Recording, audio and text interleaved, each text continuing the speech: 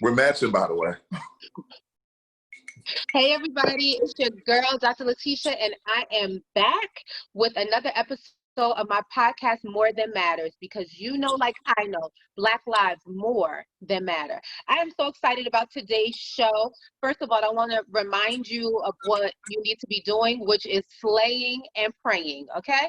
So that's your note for today. Make sure that you slay and pray because it's a lot going on. To that vein, I am super, super, super excited to have my brother, Jus Jamaal, back on the show. You guys give it up for him. What's up, what's up, what's up? Thank you so much for coming back on the show, bro. You got such a positive, overwhelming response. So we are just looking forward to having you on here at least monthly so we can talk about different topics that pertain to our Black world. What we decided to do tonight for you guys, family, is just talk about some current events. It's a lot that has been going on, and we just want to chop it up a little bit about what is happening, you know, in our world.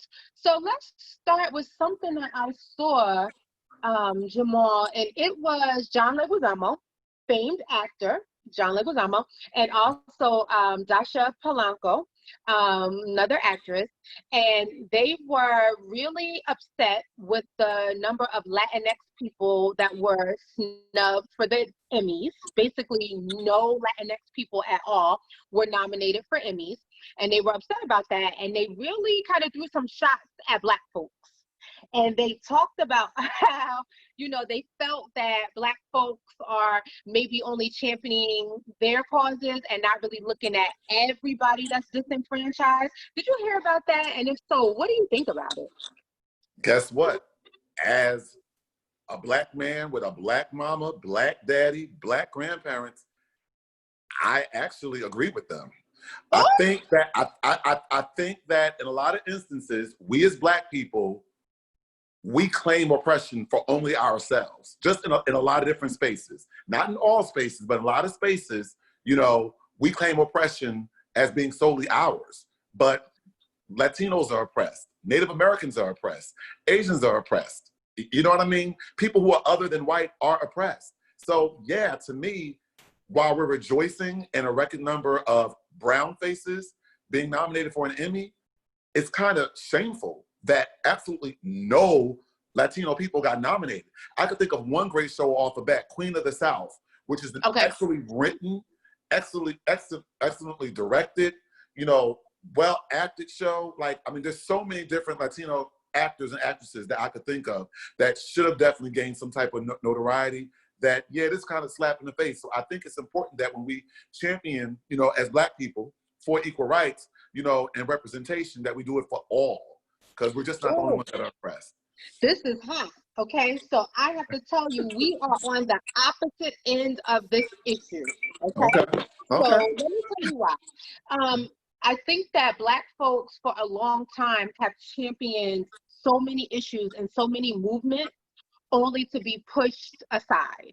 Okay, so I can give examples as in the LGBTQ movement.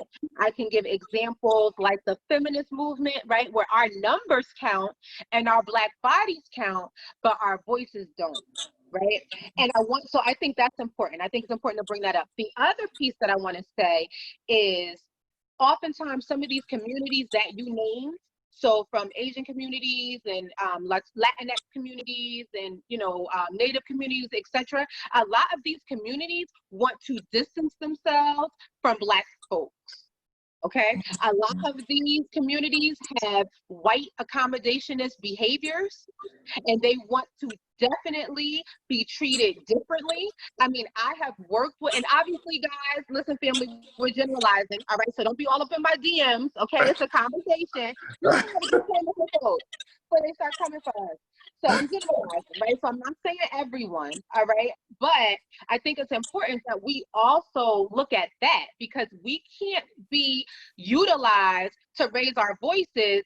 But Dr. Polanco, you're from the Dominican Republic, and Dominicans are notorious for not calling themselves Black, even though they're darker than you and me.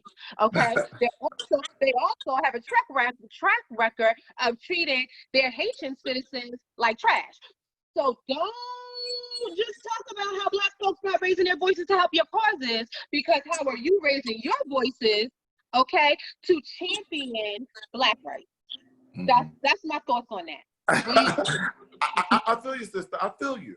But don't you just feel that it's a bit odd, though, in a year where a record number of Black people were nominated, like Latinos got none? I think that's a direct result of Hollywood trying to pay us back. You know, we all know where it stems from. George Floyd dying, all of a sudden it bled into Hollywood. You understand what I'm saying? If I could be honest with you, I could think about some brown faces that maybe shouldn't have deserved the nomination that got some of this. Do we have to now take on the causes of everyone else? I really feel like Black folks need to be how I think the United States needs to be. You know how we go around to other countries and we mind their business? Right? We go, we straighten out their schools, we straighten out their governments, we rape and pillage and steal and do all sorts of stuff, right? But it's homeless people here. Like, I really feel like Black people, we have dealt with so much systemic racism, institutionalized racism, and I'm certainly not saying that these other groups are not oppressed. I'm not saying that.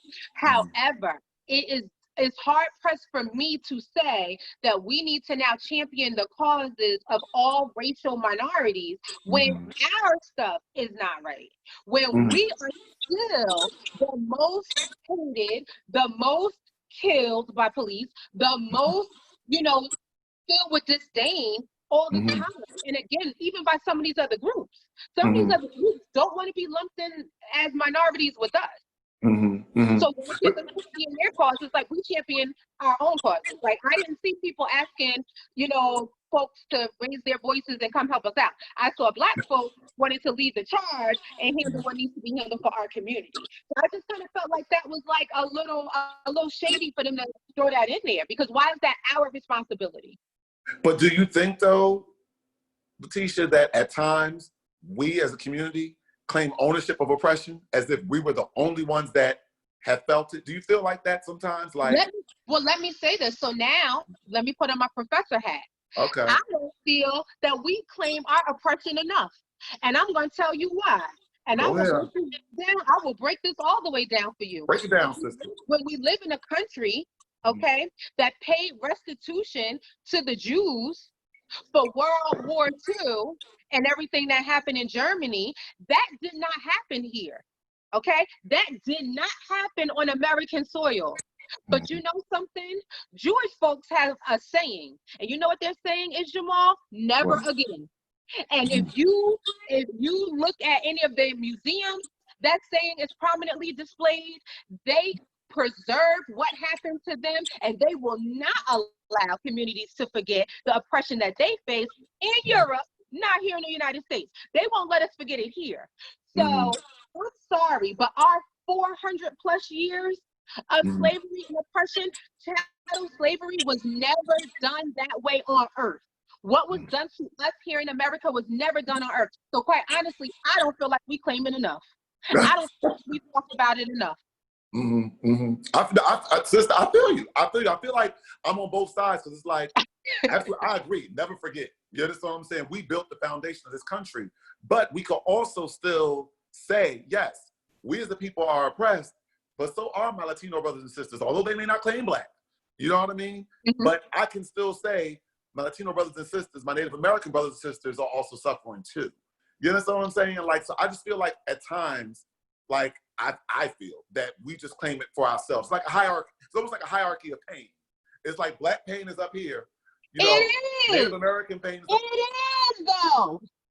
But to a certain degree, though, Letitia, I feel like Native American pain is almost right up there too, because they were here first, and the way they were just completely, you want to talk about genocide.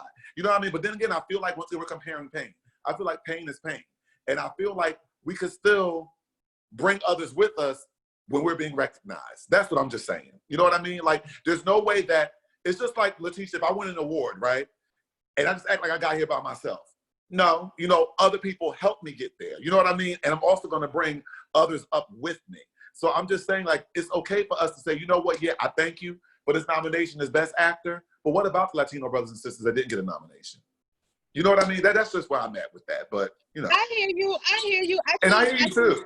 I think that we have so much work to do in our community that I want to see us do that work first. I want to see us do that, and I want other communities to do their own work. And then that's how I feel about it. I feel you. No, I feel you. I feel you. And I feel like we can, then go from there. And it's interesting because this is a good segue, Jamal, into something else that happened. So Afro-Latina actress Zoe Saldana actually had a live on Instagram yesterday with the creator and I believe the executive producer and creator of the show Pose. And so they were talking about their experiences as Afro-Latino people in America and the industry, etc. Zoe Saldana broke down and started crying because she basically wanted to atone for playing Nina Simone. So back in 2016 or something like that, whatever year it was, she played Nina Simone. She wore blackface, a prosthetic nose, prosthetic teeth, etc., to play Nina Simone. And I remember I did not watch the movie because I was just like, really? Zoe Saldana? Absolutely not. I just wasn't going for that because I just thought it was completely miscast and I was offended by it. And she defended it for a long time, for a lot of years. She defended it, okay, and talked about, I'm Black and, I don't know how not to be Black. And she made a lot of other comments like that. But yesterday, it seems like she has changed her tune and she broke down crying about how she should have stepped aside and ensured that someone else played the role. What do you think about that? There's a term, and please don't be offended by it. You want to talk about backpedaling and pussy popping. I'm sorry, and sorry, ladies and saints in the building. Like, honestly speaking, I think that now she's atoning for it because her career suffered greatly due to this mistake that she made. One thing that I learned from this situation with her is that it's okay. When someone brings you something, it's okay for you to say, I'm not the right person for it. Give it to someone else, okay? I can use a perfect example. Everyone knows, all my friends know, I'm an old school head, okay? The movie Claudine is one of my favorite movies, okay? Diahann Carroll received the Oscar nomination for it, but she was not the one that was originally cast for it. It was Diana Sands, okay? Diana Sands at the time had fallen ill. Now, truth be told, Diana Sands could have fought through the illness because she had cancer. She could have fought through the illness and still acted her ass off and whatever. But no, what did she do? She says, you know what? I'm ill. Let my sister friend Diahann Carroll play the role, okay? The same thing with Big Mama Thornton on the movie version of, oh gosh, it had Queen Latifah in it and it had Renee Zellweger. What's it called? Was the musical? Chicago. Yes, the original person that was chosen to play Big Mama Thornton was actually Kathy Bates.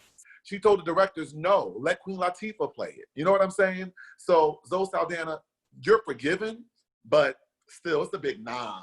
I could think about like several actresses off a head who could have played that role without the blackface, without the prosthetic nose, without the teeth implants. You know what I mean? And if memory serves me correctly, though, yeah, she may be claiming she's black, but she wasn't claiming all black prior to taking that role either.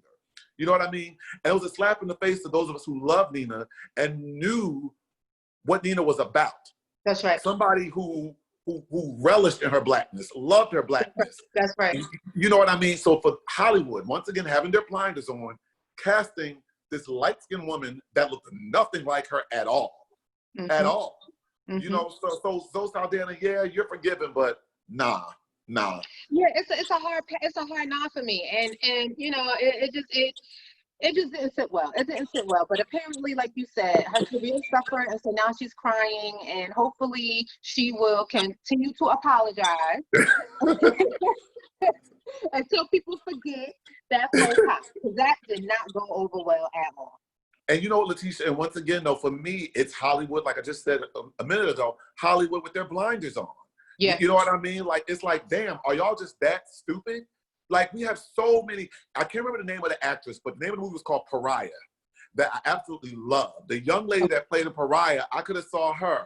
If Lauryn Hill would have got her stuff together, I could have saw Lauryn Hill playing it. Like, there's so many different, the woman from Orange is the New Black, I don't want to butcher her name.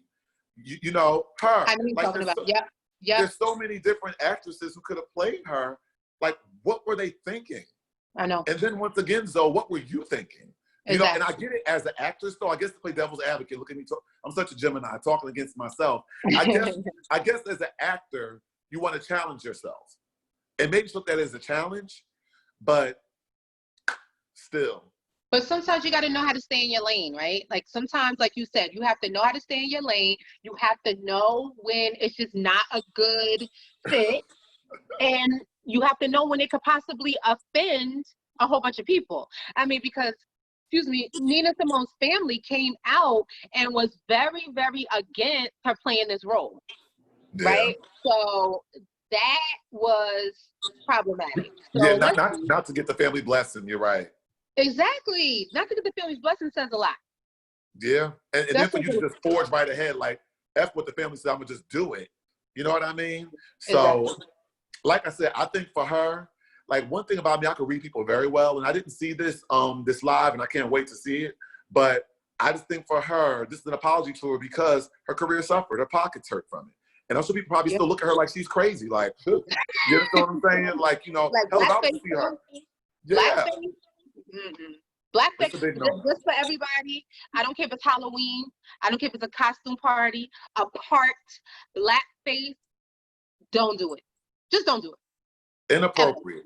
Inappropriate. It's inappropriate. But then you have people saying that some people can do it because look at the movie Tropic Thunder, where what is the actor's name? Robert Downey Jr. Yeah. Had on blackface. And I think he earned an Oscar nomination for that, if I'm not mistaken, too. He absolutely did. Yeah, and to me, there's no passes for it.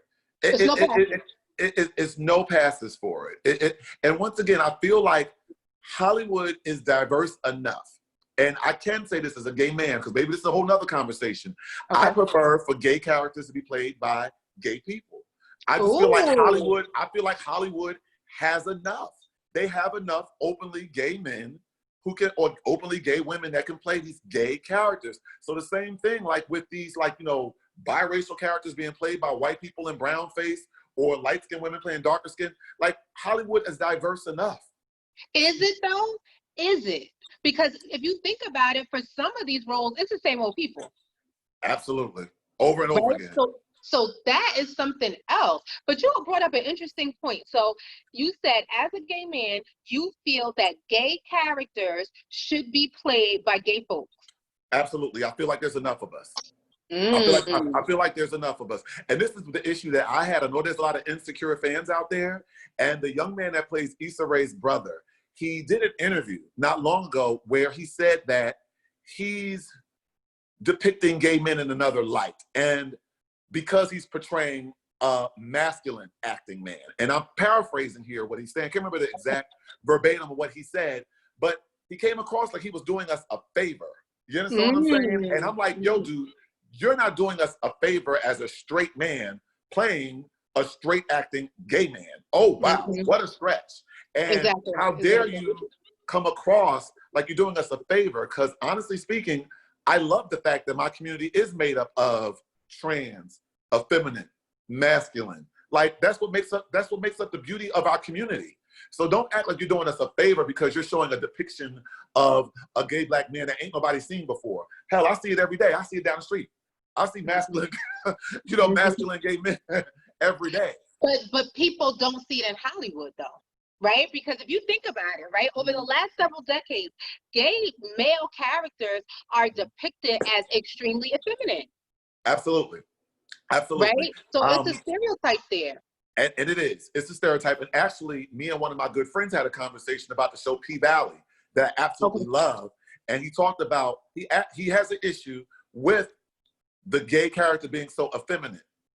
And I told him that, well, hey, look, this is through the lens of, it's a black female writer. You understand what I'm saying? And I know as a gay black man, I have come across many black women who have made comments like, you're so cute to be gay. So it's almost like for them, so it's almost like telling a black girl, dark-skinned girl, you're cute for a dark-skinned girl. Exactly. So it holds the same weight to me. So what I'll just say is this. I think in a lot of ways, black women, for them, I guess in Hollywood as a writer or as a creative, it's safer for you to create a gay character that's more effeminate because to you, it's safer. And I say this because people do consider masculine appearing gay men as a threat because they don't know. They don't know. They don't know. It's more of a threat. They can't put you in a box. Exactly. Whereas when you're here, you're queer, you're used to it, you're more feminine, you know, I know what you are. This is what it is. You understand what I'm saying? So that could be a whole other conversation for another day, but yes. Yeah. You know what I mean? Definitely. But I do like the fact, though, that character is played by a gay man. I love it. The brother's gay on P-Valley. I love it. I absolutely love it. And I just like to see more of that. I feel like there is enough of us. But I like what you said, too, Letitia, that, you know, they keep casting the same people over and over again. And that's what I like about P-Valley, too. And it seems like I'm just doing like a public service for P-Valley. but a lot of the actors are unknown. So, like, Halle Berry had to get a break. You know, everybody had to get a break. Denzel Washington had to get a break. So you got to spread the wealth. You got to give people their moment. That's exactly. And I think we have to support it, right? We have to support, you know, movies and shows and media and entertainment, right? That is done by Black folks, right? Absolutely. This is about Black people for Black people. So we have to be able to support the work and, you know, facilitate that. Because I mean, if you look at some of these channels, every Black person does not have like wild, crazy Zendaya hair and is racially ambiguous looking, right? But that is kind of the direction they're going in. You know, I think about the 90s where we had shows like Martin, where you had shows like Living Single, where you had other shows like Rock, you know? You had shows with like regular varieties of brown. You know what I'm saying? And it's like that left in the 90s. That absolutely left in the 90s. You can't see that many Black people. And how many Black couples, how many brown people like you and me are we seeing on primetime TV in a love ship loving on one another? You don't see it. It's always a brown-skinned brother with a light-skinned sister. Or sometimes they try to switch it. You know, a brown-skinned sister with a light-skinned brother. It's never two brown people loving each other. You don't see it enough. And I'm going to tell you something, too. To me, like, where are the little brown girls? I don't know what it is with Hollywood, and may this sister Naya Rivera rest in peace. But I was surprised when I saw that she played Della Reese's granddaughter on The Royal Family. And I was like, that's exactly what Hollywood does, though. They cast half Black girls, half Latino and Black girls in these typically Black girl roles. That's right. They constantly do this. Well, we saw it on the show with Damon Wayans and Tisha Campbell. I forgot the name of their show. With the two daughters looking biracial. You know what I mean? Like, you see it so often. I'm like, where are the brown girls? Where is the Rudies? The Rudies and the Vanessas. Like, not Vanessas, but Rudies and the, what was Timmons Bloodstone's character? Oh, Vanessa, there you go. There you go. Like, so where are they? You don't see them. Hollywood casts these biracial girls in these roles. We have to do better. We have to do better, and we have to demand it. And that's what I'm saying. There's so many things in our community that just I'm sorry, we have to get some of this stuff straight. We have to be on top of how we are portrayed, how we are depicted, you know, and I'm about that, right? I'm about that. I am on my Issa Rae. I'm rooting for everybody Black. That's what I'm at. That's what I hear you. And we encompass all colors of the rainbow. But unfortunately, when it comes to Hollywood, you're in this, you know. You're light bright, damn near white. That's the only way you get a pass. And if you're not, you have to be uber talented. You got to be Cicely Tyson, Viola Davis. You have to be the best of the best, the creme de la creme. And even they are not paid equitably, right? Like, even they face their discrimination and those issues. Viola Davis talks about it all the time, right? So that's what I'm saying. We got work to do. So I want to switch gears for a second and go to a world event. I don't know if you saw, but there was apparently a huge warehouse bomb in Beirut. So that was in Lebanon today. I don't know. It did not look like a warehouse. Well, they said a warehouse explosion. It looked like a bomb to me. That's what it looked like. It looked like a nuclear bomb. What do you think about that? And I hate to sound morbid, people, and please don't consider me a conspiracy theorist, but I know we've been in our whole little COVID world for the past several months, but for the life of me, I was wondering, terrorism ain't go nowhere. Terrorism ain't never leave, okay? So honestly, to me, it looked like an act of terrorism, and I think we all should be on high alert right now. Because one thing I learned about terrorism, right, especially when it hits, I never forget when 9/11 happened, right? First of all, 9/11 was just on a random day. It was just 9/11, September 11th. Wasn't no holiday or nothing. And I always ask myself, why in the hell does the government always put us in a high alert during 4th of July, Memorial Day, Labor Day? These terrorists don't hit on a holiday. They catch you when you sleep and when you least expect it. You know what I mean? And what happened today was just a regular day. It's August 4th, 2020. You understand what I'm saying? So I'm thinking that we all need to have our antennas up. Hopefully we're both wrong. Hopefully it wasn't an act of terrorism. Hopefully it was just electrical wiring that that looks like a bomb, which whatever. But I think we should all be in high alert, because guess what? Terrorism ain't going nowhere. It ain't going nowhere. And let's not forget too who our president is. People don't like him. He's not well liked. He's not well, and we talk about terrorism. We're just not talking from another country. There's a lot of terrorists right here. That's so right. Think about that. You know what I'm saying? It's a lot. It's a lot going on politically. I mean, I don't know. It's tough. I agree with you. I feel like that issue in Lebanon looked crazy to me. I don't know what it was about, but it didn't look like a little accident. It looked like a strategic, deliberate attack. And I just hope that we don't have anything that touches us here. I think 9/11 was a wake-up call for Americans, right? Because we kind of are in our bubble, right? We're in our protective, we got the military, we got a big army and a big navy, right? So we are kind of focused on that and not focused on the fact that these things can happen here as well. And the issue that I have with it, Jamaal, is that we go mind everybody's business around the globe. We do. Okay. And so, I just hope that the chickens don't come home to roost anytime in our lifetime, my daughter's lifetime, my grandkids' lifetime, their kids' lifetime. Like, I just hope that we could just keep staving this away, because we go and do some serious things. Absolutely. Absolutely. And we feel the repercussions of it many, many, many, many, many years later. Exactly. You know what I mean? It changes the way we live.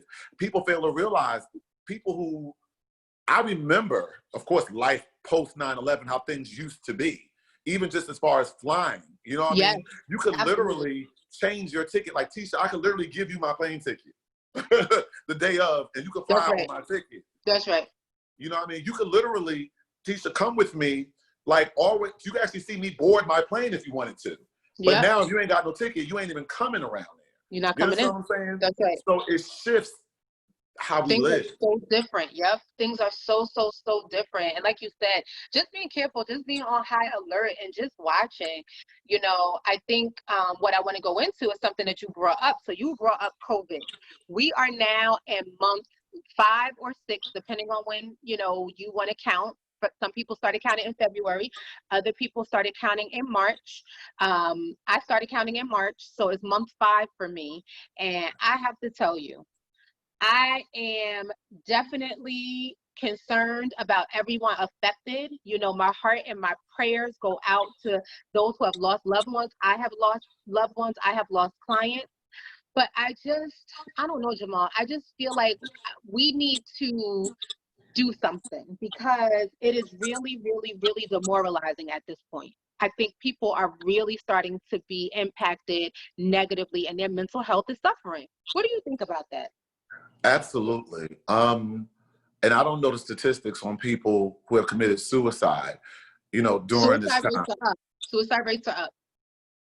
So you talk about people who suffer from mental health issues, people who suffer from substance abuse issues. I can only imagine, you know what I mean? Like, if you were in recovery and you look forward to going to that AA meeting, or that, whatever drug you use, anonymous meeting in person, and now you can no longer do that, or it's via, online. Telehealth and stuff, yep.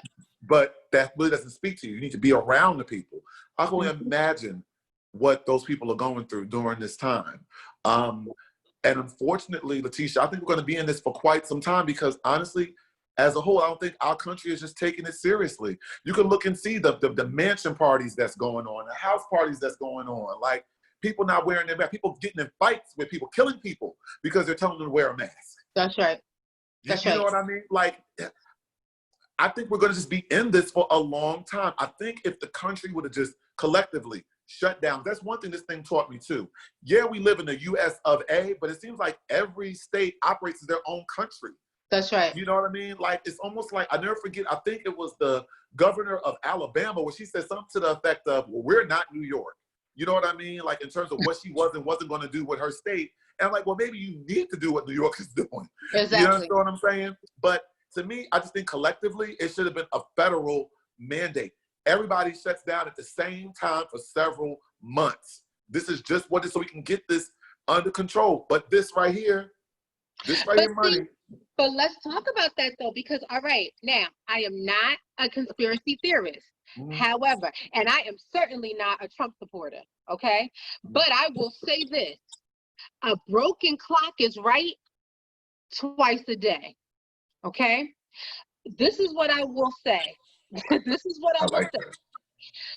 President Trump said he believed that the CDC was inflating some of the numbers of the positive COVID tests and the COVID deaths, okay? And that he wanted some of these things reported to the White House. When that changed, Jamal, the percentage dropped like 90-something%. Okay. Now, maybe that's a fluke and maybe the White House is lying. I don't know. But I will say this. I will say what I do know. I'll speak on what I do know. I do know that hospitals, many of them get additional funding for saying deaths are COVID related. So the person may be dying from the flu, they may be dying from pneumonia, they may be dying from meningitis or something else, and it's COVID. Okay. I also have clients, okay, who are doctors, who are nurses, they shall remain nameless for confidentiality, who have told me that individuals showing up to the ER with any symptom that's listed on the COVID list and just being told they have COVID despite being tested, okay? Why? Because, again, hospitals are able to procure more money. Okay, and then you hear some of these outlandish statistics, like, oh, in Florida, 56,000 people tested positive today. Really? They tested positive today. I don't know, Jamal. I don't know. I just feel like we have to constantly keep our third eye open and not just look at what's said to us in the media. We have to be able to look at all sides, even the sides that we don't agree with, a la the president, right? And we have to consider all things, because that almighty dollar, like you said, is more important than lives. It's more important than statistics. It's more important than science and anything else. And I just feel like we have to be vigilant, because I just don't believe everything that's being reported is reported factually. I just don't. I agree with you, Letitia, actually. I'm glad you brought that point up. You're right. Like, I think it's a lot of stuff with this COVID stuff that we don't know. Yep. I think we are being fed a lot of misinformation with maybe a little bit of truth in there. You understand what I'm saying? Mm-hmm. And a lot of it can build mass hysteria. It can also, on the flip side, build people to just say F it. Like, you know, and that's the rapper Designer.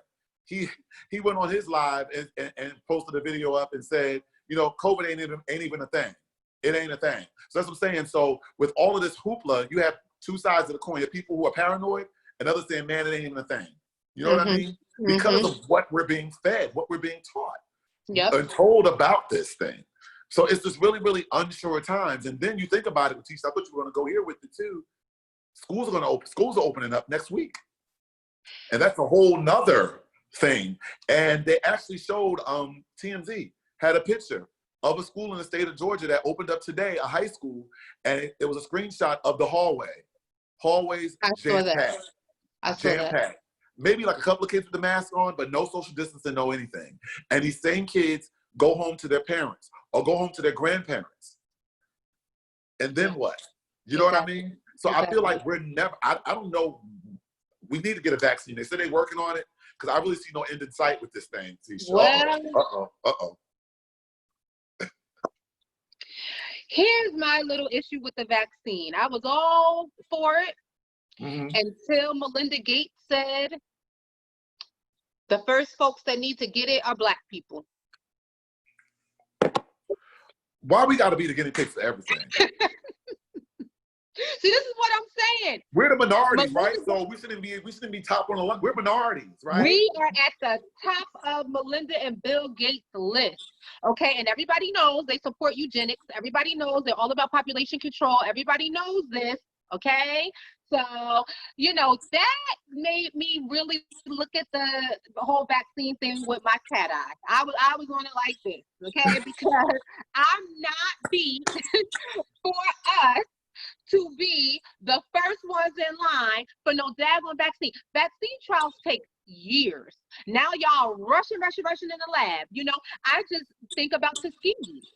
I just think about all the other, vaccines, okay, that were, used on us and ended up killing us, maiming us, sterilizing us, hurting us badly. I'm not for it. I'm not for it.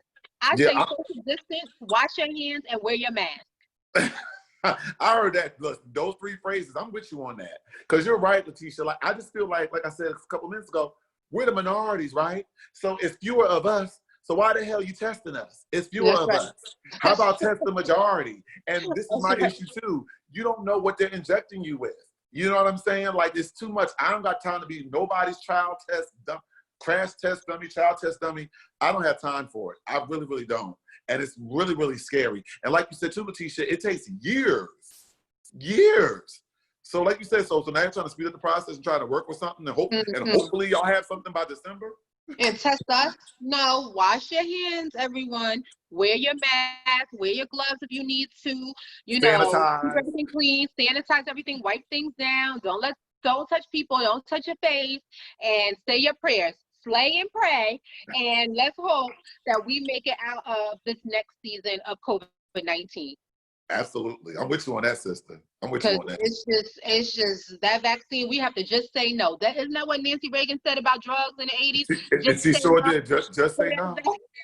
For that vaccine, we're going to pull up Nancy Reagan, okay? Because we're going to pull her ass up. Just say no. Just say no. And pray for our kids too. In terms of them. And pray for our teachers, and pray for our administrators, and pray for our social workers. When we think about frontline workers, we just think about people that are in hospitals. But what about our educators? What about our folks that are in the front lines, for our kids? Absolutely. Like, this is going to be our new normal. And, in certain school districts, like I said, they're going back. If I'm not mistaken, New York has every intention to open, which is going to be crazy to me. I think New York, if not LA, I think New York definitely might be the largest school district in the nation. So when they open up, woo, like, it's, I know. And they're going back in the building. It's just crazy. I'm making decisions about my daughter, if they're going to do 1 week on, 1 week off, if she's going to do fully virtual or not. It's so hard. So parents, just really think about what's going to be best. Districts, hopefully they are listening to the parents, and everybody can just stay as safe as possible. And even if you're not connected to a school, or you don't have a young person or a family member, a friend that works in a school, just in general, just practice social distancing. Just be on top of your health and wellness, right? Because we need one another. We have so much work to do, and we need every single voice to be here as long as we are supposed to be here. None of us need to go before our appointed time because we're not being careful. Absolutely. Ditto. Ditto. Thank you so much, Jamaal. How did you like our current event show? I loved it. It went by so fast. I swear, whenever we talk, it goes by so fast. I loved it. I loved it too. I thought it was good just to have something that wasn't really too serious, but we still got to talk about some issues that impact Black lives and our families. So I can't wait for our next show, because we are going to be going back to the first topic and talking about what it means to be gay and Christian. Okay, so we're going to have a couple special guests pop in, and we are going to chop it up about that. So see us in 2 weeks. Bring that hot topic to you. See, Jamaal is rubbing his hands. He can't wait. I can't wait. Thank you guys so much, family. We love you. Stay in peace, and we will see you soon. Love and blessings. Bye.